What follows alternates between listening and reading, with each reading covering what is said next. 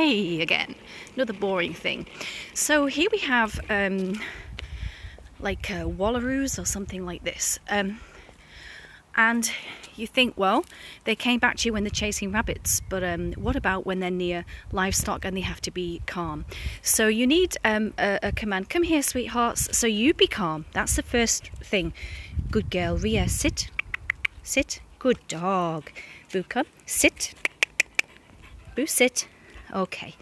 So if you want your animal to be calm and not excited and not over fixated on all the amazing little creatures that they can see. I don't know if you can see Mr. Wallaroo there. Let's have a look.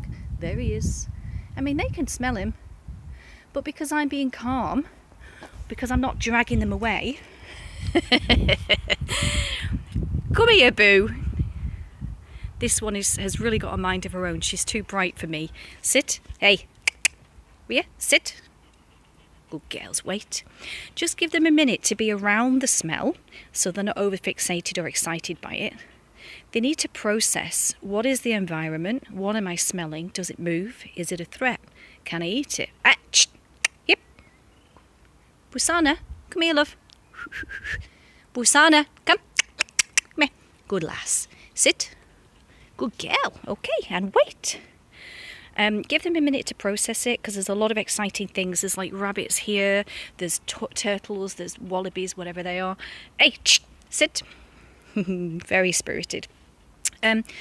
So she's asking a question, why am I sitting? What's the point in this? And she's sort of like pressing and testing me by wandering off, and that's fine. As long as you just give them a second to calm down so they're not over fixating on the smell. Now they can process it rather than be excited by it. And free.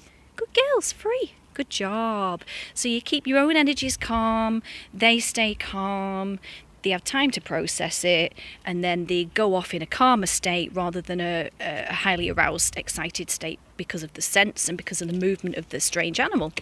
So that's pretty much what I did to train them near any new, like a horse or a cow or a sheep, and that's pretty much it. At first, obviously, I did it on lead, and then I realised, yeah, they understand. Be calm around little animals, and so I did it by letting them off the lead, and they continued that behaviour. So that's why I say about the level of control, it doesn't mean that word always, control. Sometimes it means you being calm, you being the role model, you relaxing and telling them this is when we don't get excited, or this is when we do get excited. So sometimes it's just like leading by example, honestly, because they just look to you. They just look up and go, is mum panicking? Is mum excited? Is mum happy? Is mum sad? Is mum quiet? You know, and they just follow you. So if you want your dog to be in any state of mind, just shift your own energies. They'll fall in suit eventually if you're kind of consistent with it rather than being harsh at disciplining them. There they go, you see, they're looking at the turtles and the wallaroos there. They're not yapping, they're not fixating, they're not trying to get through the fence. They're just curious. And some owners are like, get away from there, get here, heel until they're past. Why? It's their walk. They want to know, they're curious, just like a human brain is. You know, what is that smell? Why does it move that way? Let them ask questions and let them find the answers themselves.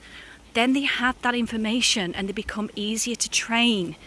If they don't have the information, their mind is on getting that information and not on you trying to train them. And that's when you hear people yelling at the dog like, get down, sit, get here. And the dog isn't interested. It wants an answer to its question. And it has a right to get an answer to its question because that's how they've survived. So dudes, don't be over disciplining them when around livestock.